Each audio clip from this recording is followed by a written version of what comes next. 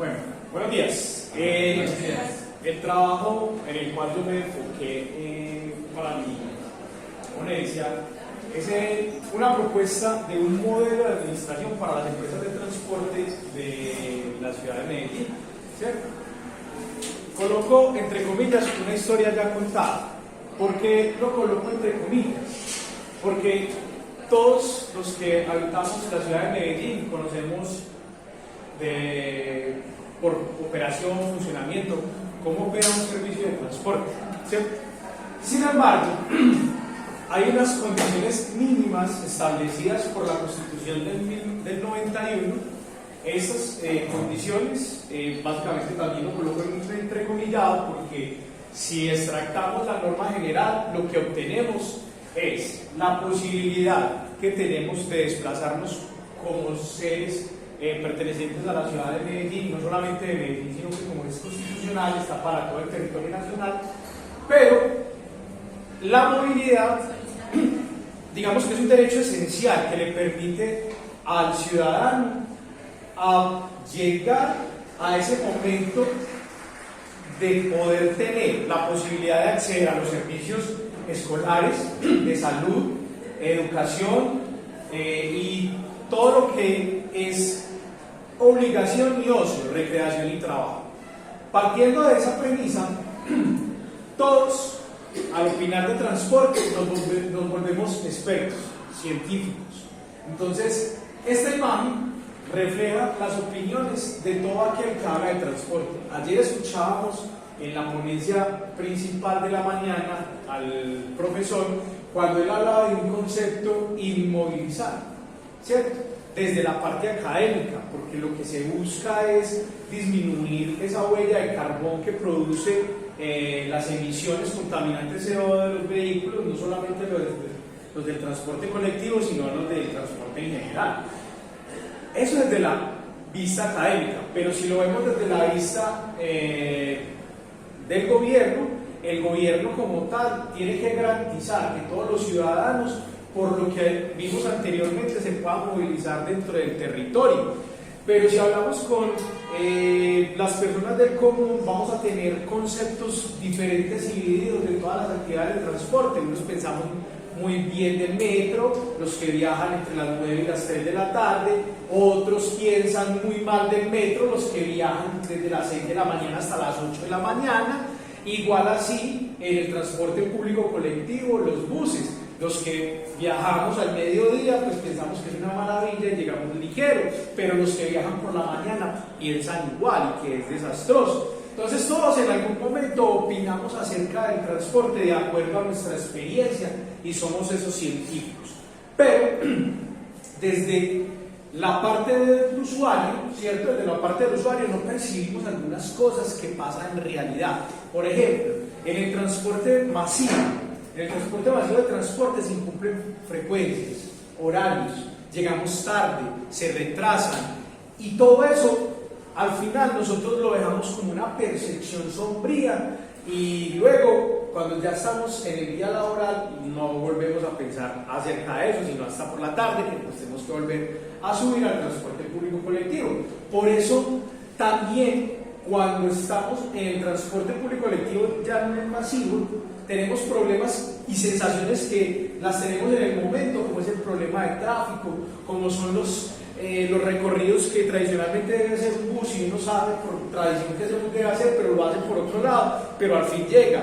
Son temas que nosotros lo vemos, pero nunca pensamos por qué se da. Y uno dice, bueno, y al final uno dice, esta gente no tiene control, el Estado no le para bolas. Siempre hay una marcación negativa o percepción negativa desde la percepción del ser humano. Ahora, hay un tema muy importante y son los conductores, que el origen, con excepción del sistema masivo de transporte, el origen del ingreso del conductor no se da como el de las empresas normales. El origen del ingreso del conductor es por pasajero movilizado. Cuando un conductor mueve cierta cantidad de usuarios, pues gana un volumen de dinero, pero si mueve más, gana más dinero. Entonces ahí es cuando piensa, que el conductor siempre está pensando mover más usuarios, para tener más ingresos, pero lo que el conductor no valida en su momento es esa forma de cómo lo está haciendo. ¿Qué está pasando con el usuario? ¿Qué percepción tiene el usuario en el momento de transportar? ¿Cierto? Le damos la bienvenida a dos transportadores. Ellos son la parte operativa de Rápido San Cristóbal. Daniel, bienvenidos. ¿Cierto? Entonces, esa es la primera parte. Ahora, pero todo tiene un origen. ¿Cuál es el origen? Porque el transporte en general se comporta de una manera tal que el Estado es insuficiente en algún momento para poder controlar ese sector. Vemos la historia que en 1921 el Estado, como una propuesta de movilidad en la ciudad de Medellín, empezó a incursionar en los tranvías. No quiere decir que los sistemas de transporte o la red de transporte, porque en ese momento no se hablaba de sistemas, se hablaba de red de transporte o transporte urbano, no quiere decir que no haya nacido en paralelo. De hecho, desde 1988 nació el transporte para movilizar a más de 4 o 5 personas, que fue un transporte por carretillas, tracción animal, y eso empezó ahí. Luego, en 1910, un amigo conocido, ya falleció, tenía que haber fallecido hace muchos años, don José Velázquez, el abuelo de los dueños de las empresas La América y Palenque Roledal. Don José María Velázquez en 1910 empezó con la actividad informal de transporte público, cuando él alquilaba los carros para que otro hiciera todo el tema de transporte y movilidad, y él al final lo que tenía era una rentabilidad por haber alquilado el vehículo. O sea que nunca pensó en que esos vehículos se convertirían en un propósito de bien general. Eso pasó en 1910. Sin embargo, cuando en 1919 empiezan la construcción de los tranvías en la ciudad de Medellín, ¿cuánto llevaba ya el transporte o el transportador privado ejerciendo la actividad? Casi 10 años. Eso significa que el Estado siempre ha llegado tarde aquí en Medellín a prestar el servicio de transporte. Luego vemos cómo el tranvía, o lo que ofertaba el tranvía, eran estaciones similares al tren, y cómo se fueron generando esa capilaridad o esa red de transporte. La ciudad, y es importante para continuar, la ciudad en su momento fue pensada para moverse eléctricamente. ¿Por qué? Porque resulta que lo que uno no debería dejar pasar por alto, y es que la ciudad siempre se movió de manera eléctrica. Siempre existió la oportunidad del combustible eléctrico para movilizarse. De hecho, por eso los tranvías se movilizaban eléctricamente, y primero fueron tranvías de corto alcance, de 5 kilómetros, 6 kilómetros, hasta llegar a 1951, cuando desaparecieron, que ya hacían cerca de 46 kilómetros, 48 kilómetros, y movían 120.000 habitantes. Uno se preguntaría que en esa época, esas imágenes son extraídas de la Biblioteca del Colombiano, para que uno pensaría bueno, y entonces ¿cuál era la población? ¿Qué encontramos? Encontramos a Medellín. Ese es el Valle de Aburrá. Este es Medellín en 1921, 91.000 habitantes. 91.000 habitantes para tener un tranvía en su momento de 11 o 12 kilómetros. Lo que realmente uno ve era que un tranvía de 11 kilómetros para mover 91.000 habitantes, y que el 40 o 50% de esos habitantes, el 40 o 50% de esos habitantes fueran movilizados solamente por el tranvía, las matemáticas no nos dan. Tenían que haber unos transportes sustitutos o alternativos para poder movilizarse. Estaba el caballo, estaban incluso lo que conocíamos como los cargueros, que eran morenos muy grandes que cargaban a la gente en su momento. De hecho, en el libro de Humberto Tamayo lo hablan. ¿Qué pasa? Humberto Tamayo en su libro, no sé si el profe ha escuchado hablar de él, el libro está en el Consejo de Medellín, tras las huellas de mi abuelo. Humberto Tamayo ahí describe cómo era el transporte en su momento y qué pasó y por qué Medellín desde 1921 aceleradamente a 1928 obtuvo un crecimiento de casi 30.000 habitantes y luego para 1945 ya éramos 270.000. En 20 años duplicamos la población. Entonces el tranvía, que creció 46.000 kilómetros, ya no podía mover una masa de cerca a los 110.000 que eran activos laborales, que venían, de acuerdo al libro de Vanegas, el transportador, venían de las regiones cercanas, en México, Santa Fe de Antioquia, Giraldo, todas las partes, porque los dueños de la tierra se vinieron al nuevo mundo que había en Medellín, que estaba situado en la Pedrera, en lo que hoy conocemos como el Parque de las Luces. Ahí se daba todo el comercio de Medellín, y todos esos ricos de las haciendas, los Aristizábal, los Jaramillo, los Martínez, tenían una población viviente dentro de sus fincas, que por finca estamos hablando de 50 personas laborales, más un per cápita familia de 3, 4 personas. Quiere decir que cuando un terrateniente de esa época se venía a la ciudad, se traía 50 empleados creyendo que aquí iba a ser igual que allá. Pero esos 50 empleados se venían obviamente con la familia que iban a quedar haciendo solo. Ahí en esa época empezó la prostitución en Medellín por la falta de oportunidades laborales. Si los jefes del hogar para ese entonces no tenían empleo, ¿qué se tenían que dedicar a hacer las mujeres? Lastimosamente, eso dice el libro, pues esa es la historia. Entonces, la ciudad, hasta ese momento, 1946, no tenía una política de transporte.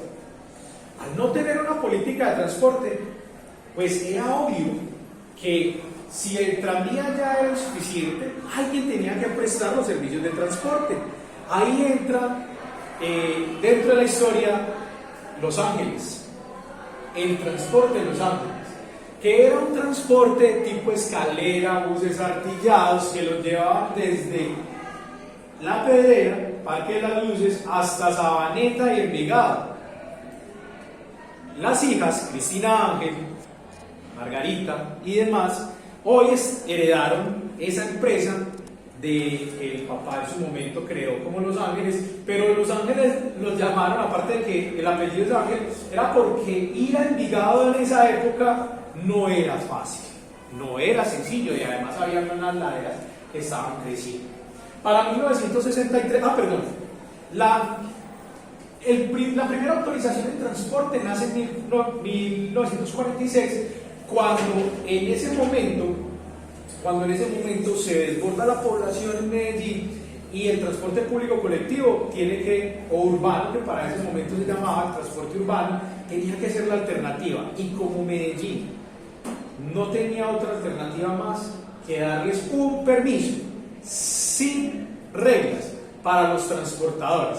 Cuando eso pasa, entonces llega nuestros amigos Restrepo Rojas, Pastor Restrepo de Santra, y empieza a entrar las primeras escaleras. Para 1981 esta era la población, 1.337.000 habitantes.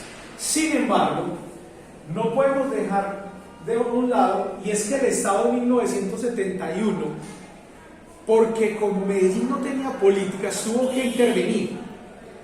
¿Y por qué intervino? Porque ustedes ya escucharon que lo que hacía el transportador común era prestarle a un tercero su carro para que en contraprestación le entregara un dinero. Entonces eso quería decir que las reglas, ¿quién las colocaba? Ya vimos el autor, ¿no? No, recuerda que el dueño del carro era el capitalista, el conductor. Entonces, estamos hablando de que desde 1910 el conductor es quien pone las reglas. Para 1981, Venía desde 1971 a 1981, el Estado intervino con algo que se llamó subsidio para el transporte. En 1975 fue donde tuvo mayor auge el subsidio de transporte, porque entonces al transportador, desde el Estado central, le entregaban una plata para que le cobrara menos y así el ingreso per cápita de los ciudadanos de Medellín se pudiera ser mucho más voluminoso para los hogares. Eso quiere decir para que le alcanzara más en términos técnicos. ¿Qué pasó en 1981? Se da el fenómeno del desmonte paulatino de ese subsidio. Pero para hablar antes del desmonte paulatino se me pasó a decir que en 1951 empezó la debacle de los tranvías en Medellín, porque ya eran insostenibles. Y adivinen quién cogió esa demanda. El transporte urbano individual, y con un riesgo que no tenía control, no tenía reglas de negocio en su momento. Ahí se les empezó a formar al Estado, y digo al Estado, no solamente en Medellín, sino al Estado, una ola de nieve incontrolable, porque quienes mandaban en los territorios eran los conductores, ni siquiera los dueños de los buses, eran los conductores. Eso era un anarquismo total, ¿cierto? De hecho, para 1971-1980, al final de la historia, uno conoce que desaparecieron unos individuos que se llamaron los fogoneros. Los fogoneros en los trenes, para que suene bonita la analogía, eran los que cogían el carbón y lo echaban a la caldera para poder que el tren pudiera ejercer su marcha. Aquí los fogoneros eran las personas que gritaban, los ayudantes. Entonces, claro, ellos eran los que subían la gente, los que corrían, los que los llevaban para el medio, los que hacían toda actividad y los que cobraban el pasaje. Nace otro actor, ya no el conductor, sino el fogonero, que era el encargado de la plata. Y para los que hemos estudiado finanzas o contabilidad, quien tiene la plata tiene el manejo del negocio. Así las cosas, en 1971-1981, el dueño del vehículo recibía la plata que le daba el Estado. El conductor lo que le quería entregar el fogonero. Entonces, claro, eso era una actividad pues, muy próspera, muy lucrativa. Esta es Medellín en 2011. Pero ya en 2011, porque hasta ahí está la historia, porque en 2011 los sistemas de transporte, ya la red de transporte de la ciudad de Medellín quedó ajustada. Por eso desde 1985-1979 se empezó a planear lo que fue Metro, hasta que tuvo lugar en 1985, y luego en 1995 nace el primer viaje del Metro, creyendo que iba a ser una solución para la movilidad de la ciudad. Pero en esa época lo que pasó fue que entró un sistema y no reemplazó a ninguno. ¿Por qué? Porque los estudios de la prospectiva, de la que estábamos hablando ayer, que al final lo que entendemos por prospectiva es visualizar a futuro lo que puede pasar, entonces es la medición a futuro de acuerdo a unos estimados estadísticos y económicos, unas regulaciones econométricas, donde podemos entender que ese resultado nos decía que para 1995 no había que racionalizar ningún automotor. Por eso, en 2011 llegan todos los sistemas, y lo que se define es que si se modifica la red de transporte de la ciudad, lo que hay que hacer es lograr que alguien con mayor eficiencia al ofertar el servicio, pues lo reemplace, pero no eliminarlo, porque la ciudad lo necesita. Sin embargo, vamos a ver cómo, así como lo vimos en prosa, vamos a mirar cómo fue evolucionando o cómo fue el comportamiento también a su vez de esos vehículos de transporte público, ¿cierto?, a través de la historia, hasta llegar lo que, eso fue en 1960, 65, y hoy lo vemos igual, ¿sí o no? No hemos cambiado nada. Lo único que hemos cambiado es simplemente que ya las autopistas pues ya no son tan grandes, sino que son más chicas, pero igual todos estos buses caminan por ahí.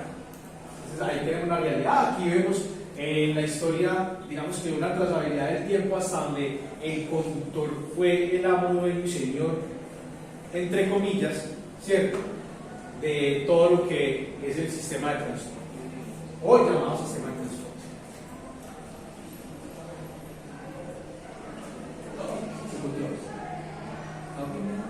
Listo. Comportamiento actual del modelo. Y aquí quiero que se detengan, para los que estudiamos contabilidad y finanzas, para que entendamos un poco el modelo desde la parte administrativa, que es lo que no vemos, ¿cierto? La parte administrativa se divide en tres. La primera parte, que es la administración de la empresa. La empresa, a partir de 1971, llega al país una organización que se llamó el Intra, que el Intra lo creó el gobierno nacional para que fuera a los territorios a controlar ese sistema de transporte que no tenía reglas de operación. Cuando eso pasa, entonces le dice a todas las empresas: venga, que yo le voy a colocar las reglas, lo voy a traer y le voy a decir cómo va a operar. Sin embargo, las empresas siguieron iguales, no pasaba nada, el Intra no tenía control, no tenía manejo, los empresarios seguían haciendo su negocio como lo veían. Luego llegaron a transformar la regla nacional y dijeron: no, es que mi interés general es seguirle prestando la oportunidad a ese privado de evolucionar. ¿Y cómo evolucionaba el privado? Pues ya no le alquilaba un carro, sino que le habilitaba o le alquilaba un cupo, un derecho a trabajar, un derecho de explotación. Entonces la regla, a través del tiempo, lo que nos ha dado es la oportunidad de seguir siendo informales. Y dentro de un negocio formal, su informalidad es la que más economía produce, ¿cierto? Aquí vemos cómo se representa el modelo de transporte de una manera más genuina. En este muñequito, a mí me parece muy simpático porque es la realidad. El conductor cobra, lava el vehículo, le hace mantenimiento al vehículo, liquida el vehículo, y cuando liquida el vehículo lo hace de dos maneras: le entrega la que sobró al dueño del vehículo y él se queda con los remanentes de lo que transporta y de lo que es informal dentro del transporte, lo que nadie ve. Entonces, por eso hoy tenemos esa precariedad en los servicios de transporte. La gente pregunta: pero es ¿por qué no cambia? Yo por qué veo la ineficiencia en la Oriental, yo por qué veo la ineficiencia en San Juan, yo por qué veo la ineficiencia en los barrios. Simple, porque es que la autoridad, como lo dije ayer dentro de la ponencia principal, la autoridad es insuficiente para controlar un negocio que ha sido informal desde 1910, porque la autoridad en su momento, que a partir del 91, cuando el transporte público colectivo, mediante el artículo 365, que dijo que la movilidad en Colombia era un principio o era un derecho fundamental, desde ahí la autoridad viene a pasos agigantados tratando de cambiar el modelo, pero oh sorpresa, para cambiar el modelo se requieren demasiados billones de pesos. ¿Por qué? Porque los privados han invertido billones de pesos. Si ayer Darwin con su equipo hacía unos flujos descontables de la operación y hablaba la proyección, nos mostraba cómo se proyectaba un negocio, ¿sí o no? El privado también lo hace. El privado compra un carro, le vale 300, 400, 500 millones y dice: yo requiero tantos meses por flujos para recuperar mi inversión. ¿Qué hace el Estado? Cuando le pregunta a Carlos, a Daniel, le dicen: vení Carlos, ¿cuánto vale tu bus? Carlos dice: 400 millones de pesos. Carlos, necesito que te vayas, ¿cuánto requieres? Yo necesito 800 millones de pesos. Carlos, pero si me dijiste que tu bus vale 400. Sí, pero mi expectativa de negocio son 800 a través de los años. ¿Cuándo el Estado va a poder entrar a ese momento de decirle a Carlos que le va a pagar los 800 millones? No, lo que el Estado puede hacer en su práctica es decirle, trabajemos juntos. Yo tengo un modelo de negocio de ciudad. Usted se quiere meter al negocio. Carlos le dice, sí, pero recuerde que yo manejaba el negocio 110 años.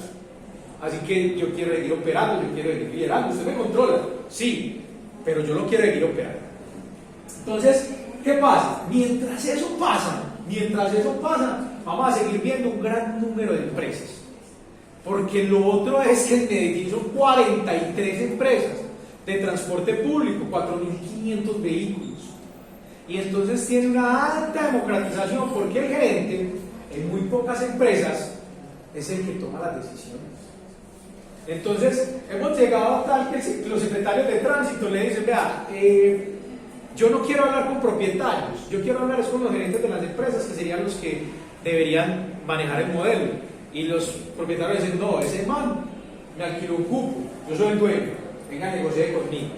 Y ante la alta democratización, el Estado dice, no sé cómo hacerlo. Entonces ahí vemos lo que todos vemos en las noticias, la guerra del centavo, la sobreoferta, la contaminación ambiental, que es el tema central de este trabajo y es la razón por qué las emisiones de CO2 en el transporte público colectivo, que parte de no tener una cifra contra qué compararlo, porque cuando uno le dice es que el transporte colectivo contamina, tiene demasiadas emisiones, uno les pregunta al área metropolitana, venga, ¿contra qué me está comparando? ¿Cuál es la cifra? ¿Quién tiene el estudio? No tienen una respuesta. Entonces, ¿cómo pueden decir que el transporte público colectivo, que tiene solamente 4.500 vehículos en operación, contamina más que casi 700.000 vehículos que hay en Medellín matriculados entre Bello, Copacabana, Barbosa, hasta Caldas, incluso Amagá, que era el 11º municipio que está intentando entrar, pero por ley que como apenas está intentando entrar, entonces, ¿cómo puede decir el área metropolitana y la ciudad de Medellín que el transporte público colectivo contamina más que esos 700.000 vehículos? No tiene una lógica. Sin embargo, el problema no es la contaminación, el problema es la pérdida de control que tiene el Estado frente a esta actividad.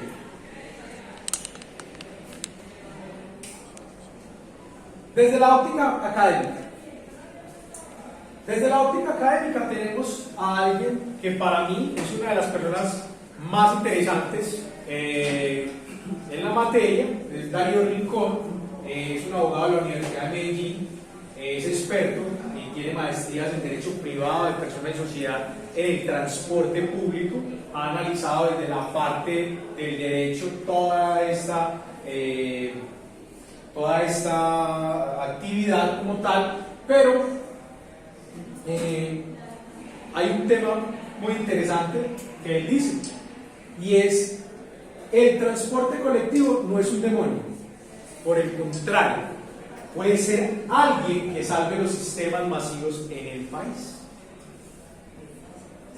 Ello, si todos los actores de transporte, incluidos los urbanos, trabajan para ambos sistemas, se integran como socios y no como competidores. Y es la propuesta que él desde la academia le ha dicho al Estado que se haga, pero el Estado, por querer tener el control que no ha podido tener cerca de 110 años, ha colocado un montón de reglas de negocio desde hace 20 años. Entonces, lo que no era arreglado hasta 1975, desde 1985 en adelante, les ha salido un montón de reglas. Incluso la última regla, que es la que nos tiene en la ciudad de Medellín trabajando bastante, es el sistema de recaudo. Que cuando hablamos del sistema de recaudo no estamos hablando de recoger plata, no estamos hablando de quitarle la plata al fogonero ni al conductor, sino de controlar un medio que tenga valor para que la gente deje de utilizar de alguna manera el dinero disponible, sino que tenga un elemento QR, medio, una tarjeta de contacto, que es la cívica, todo eso alojado en un medio, ¿cierto? Pero eso es lo último que el Estado está intentando hacer para ver si integra todo el transporte de la ciudad, pero primero tiene que llamar los socios, porque no puede decirle el Estado no le puede decir a Emerson, que es un transportador familiar de los que llevan 110 años en el negocio, que le va a imponer el sistema de recaudo sin invitarlo a ser socio del sistema. Entonces, ¿dónde se va a quedar? Entonces, va a ser una desaparición, no sabemos. Ahí está el Estado que tiene que hacer el trabajo. ¿Cuál es el modelo propuesto? Hablar de un modelo en el transporte público colectivo no es hablar de un modelo nuevo, es simple y llanamente llevar a las empresas de transporte a que se ajusten a un modelo comercial, como es el que nos brinda el Código de Comercio, ¿cierto? El Código de Comercio ya nos dice cómo deben ser las empresas estructuradas, pero es tanta la falta de regulación del Estado que el Estado no hace posible, dentro de su control y fiscalización de la actividad, que se cumpla como mínimo los cuatro pilares que nos habla Oscar León García. Oscar León García, en todo su tratado, incluso en la Hacienda Pública también nos lo dice Juan Camilo Restrepo, que las funciones empresariales deberían ser cuatro ámbitos, o 4 funciones, o 4 grupos, como lo quieran calificar, deberían ser 4. ¿Cuáles son? El mercadeo, la producción, el talento humano y las finanzas. Estos 4 pilares, si usted los coloca en su empresa, se pueden visualizar que son los que se cumplen, porque dentro de las finanzas, ahí que está la contabilidad, los costos, las proyecciones, todo el tema econométrico, de regulación. Aquí, él lo vincula todo acá. Dentro del talento humano, no solamente está la gestión, sino están los recursos y todo el trabajo que se hace. En producción, cualquiera que sea el sistema productivo, servicios, transporte o producción industrial, debería cumplir con esto. Y el mercadeo, nadie, que es lo que le pasa a las fintech, nadie compra lo que no conoce. Porque lo que yo no conozco y otro me lo cuenta, no me está contando sobre el producto, sino que me está contando la experiencia que tuve con el producto. Y por eso muchas cosas son malas. Y usted lo tiene. ¿Por qué a Colombia le parece malo? ¿Porque mantiene la página caída? ¿O porque en aquí no sirve? Venga, yo hablé de Colombia, yo hablé del banco, yo hablé de la entidad financiera que emite factoring, que emite créditos, que se puede hacer crowdfunding. Yo no creo que en Colombia todavía no hay crowdfunding habilitado por la superintendencia financiera, pero yo de esta institución. Pero cuando me preguntan en el mercadeo, del voz a voz, yo cuento la experiencia, no cuento lo que es la entidad. Eso mismo pasa en el transporte. El que viaja en metro sigue viajando en metro, 6 de la mañana, y puta, si me robaron, al otro día a las 6 de la mañana está otra vez en el metro, porque es lo que le sirve. En el transporte público igual, ese man es una bestia, al otro día está tomando el servicio de transporte. ¿Y cómo te fue? Mal. No, es que el sistema de transporte no sirve, pero le estoy contando mi experiencia a Emerson. No le estoy diciendo cómo me fue. Entonces Emerson al otro día va a las 10 de la mañana, 11 de la mañana, toma un bus de San Cristóbal que lo lleve desde el parque por el viaducto al centro y dice: me fue una maravilla. Sillas vacías, el carro se demoró 15, 20 minutos para bajar desde San Cristóbal al centro. Oye, tíos, ¿por qué decís que eso es malo? Es la experiencia del negocio. Entonces ahí uno, ojo, tenemos que... Modelo propuesto es un modelo donde regularmente es el modelo que se propone, un modelo donde yo vendo pasajes de transporte Porque es que el modelo que usted tiene en una empresa, el modelo que usted tiene en una empresa no es de vender pasajes de transporte, es de vender servicios asociados al transporte. Entonces usted dice, tiene un parqueadero, entonces cobro servicios de parqueadero. Tengo lavadores, cobro servicios de lavadores. Tengo, qué sé yo, vendo esto, vendo lo otro. Pero los servicios de pasajeros, usted no tiene ventas de ticket. ¿Cuántos pasajeros movió? No lo hay. El modelo propuesto es que sigan la explotación o el objeto social, que es movilizar pasajeros, que para ello fue que se habilitaron a partir de 1971 con el Intra, cuando les dijo qué iban a hacer y cuáles eran las áreas de negocio. Hoy las empresas, es tanta la ineficiencia del Estado para poder controlar, pero ya les dije por qué es ineficiente el Estado, porque no tiene la plata para reemplazar el servicio ni la expectativa económica. Que el Estado a esto, que es lo que le debe exportar para poder cumplir con la regla fiscal, no le presta atención. Acá está, ese es el modelo de la estructura que todos los contadores la deben conocer, los financieros también, porque es lo que analizan al final. Los contadores la producimos y los financieros la analizamos, ¿cierto? Aquí está ya un ingreso de actividades. Miren, este ingreso por actividades ordinarias, bienes comercializados. O sea que es una empresa de transporte que vende ¿qué? Algo diferente a ¿qué? A movilizar pasajeros. Cuando usted ve un estado financiero, por ejemplo, una empresa de las terminales, las que salen de las terminales tiqueteados, venden, pues pucha, tiquetes, servicios de transporte. ¿Qué es vender un tiquete? Usted va a la terminal, quiere ir a Santa Rosa, ¿qué le venden? Un tiquete. ¿Y entonces qué? Servicios de transporte. Eso es lo que yo debería tener en una empresa normal.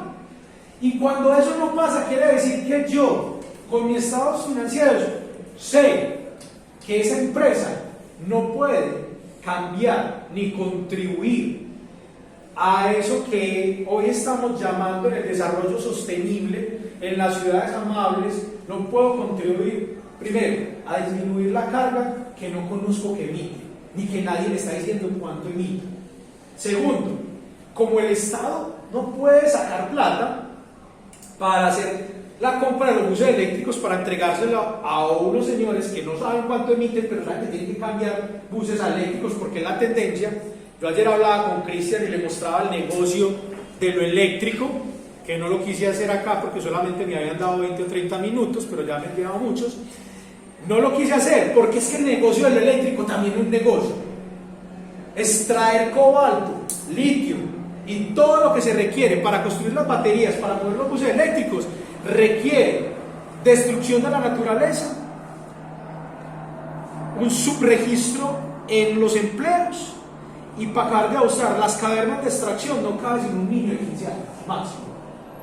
Entonces hay explotación infantil. Eso es lo que hay detrás de ese negocio de lo eléctrico, pero como es el negocio del futuro, porque estamos acabando la capa de ozono.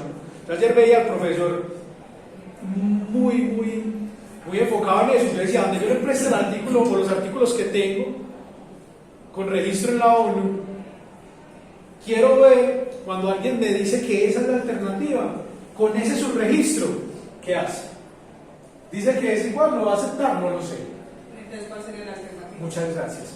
Miren, nosotros en Colombia, no tengo sino los datos de Colombia, nosotros en Colombia contaminábamos más para 1980 o 85 que hoy.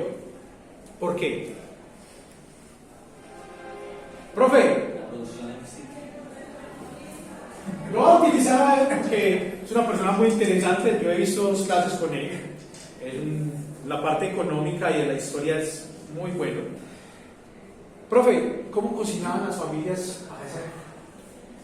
Ayer, un momentito, que no sé por qué haya visto clases conmigo, sino porque por las caras ya me están pidiendo más ese tema. Para esa época se cocinaba con leña, carbón de leña o carbón de piedra. Carbón de piedra traído por toda la ciudad de Amagán, de Angelópolis, porque en parte del sudeste tienen mucho carbón. Y la leña se traía de unos montes que llaman por aquí, los montes de los Roldanes, de todas estas laderas, y ahí se traía la leña. Y ese era el trabajo que hacían las amas de casa y los niños del entonces. Salían de la escuela, hay que traer la leña y cargar el agua, como si era a la acequia. A la acequia, sí, sí. Por el agua. La transición energética, ¿sabes cuándo empezó? Cuando ese señor de acero empezó a arreglar las estufas que venían de otro lado y empezó a modernizar a Medellín y empezó a vender sus resistencias. Ahí empezó una transición. ¿Por qué? Porque la gente dejó de consumir carbón. Ya el gas, propano y el petróleo, a mí me tocaba ir a la tienda a comprar una botella de petróleo. ¿Sí o no? Yo no soy tan viejo, pero me tocó, a mí me contaron, no, que tenga miedo que nadie me contaron. Pero entonces, el petróleo, que uno tomó una agua panela y uno no sabía si era petróleo o panela, y cuando eso pues en mi casa no tenía como... Pero te voy a decir una cosa, en esa época del profe o del petróleo, del carbón, la población era menos, entonces era menos la contaminación. Es que el problema de la contaminación, el aumento de la contaminación, es la sobrepoblación, que necesitamos más carros, necesitamos consumir más cosas, más bienes y servicios, la demanda, la apertura económica también hizo que las empresas se volvieran despiadadas para competir a nivel internacional con otras empresas. Entonces, o sea, en base a eso para mí es como mi apreciación, como de lo que me estás diciendo. Una pregunta que yo he querido hacerte es, nos replanteas el sistema tradicional, el nuevo, ¿cierto? Y que de pronto la solución de la parte eléctrica no es.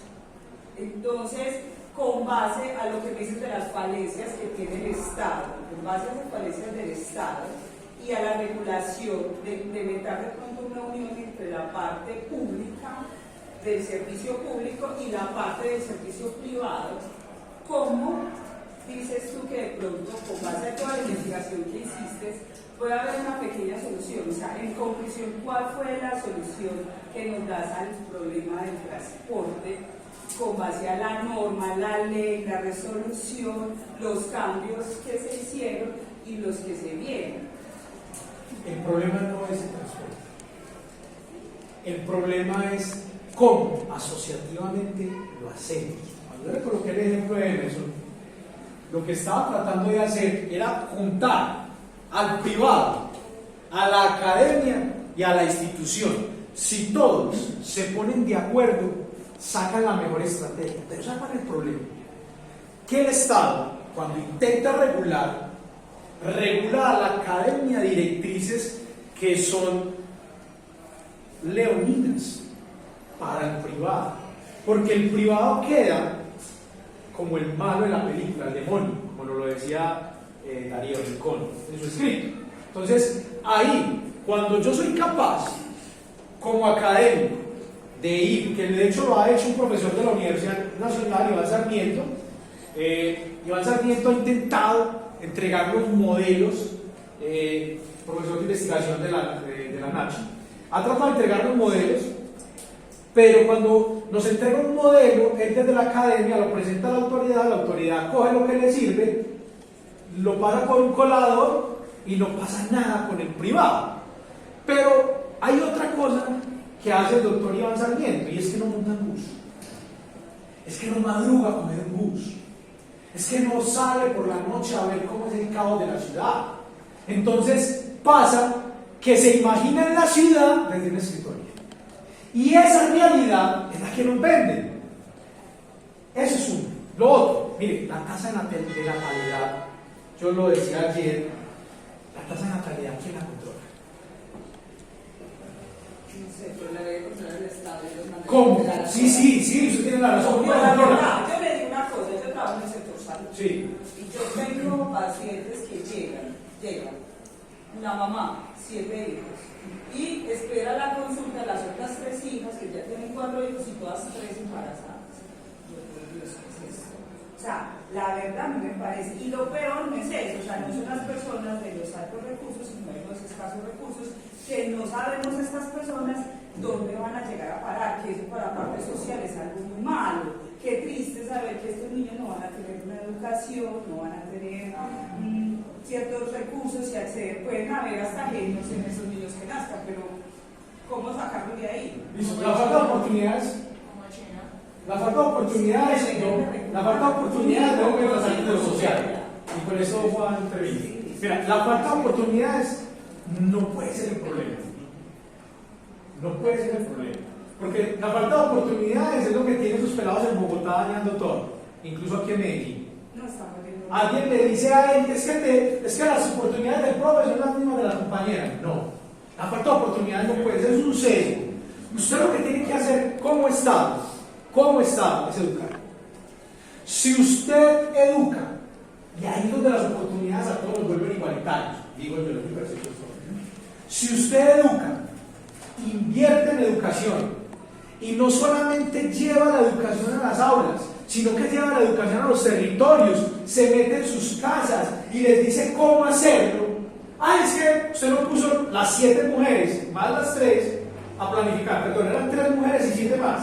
Usted no puso las 3 a planificar, problema suyo, señora. Y cuando le hablan a la señora de planificación, eso no se habla en la casa. Entonces, ojo, que es que el problema está en cómo irrumpir en una población para que esa población lo haga. No hay que decirle, planifique. Bueno, voy para mi casa, planifique y nunca doy. Eso es, mire, se hace así. Si usted no es capaz, hágalo así. Pero ojo, es que la tasa de natalidad no le puede decir que la voy a castrar porque pasa lo que está pasando en Asia y ahorita aquí en el sur de Uruguay. En Uruguay y también en Centroamérica.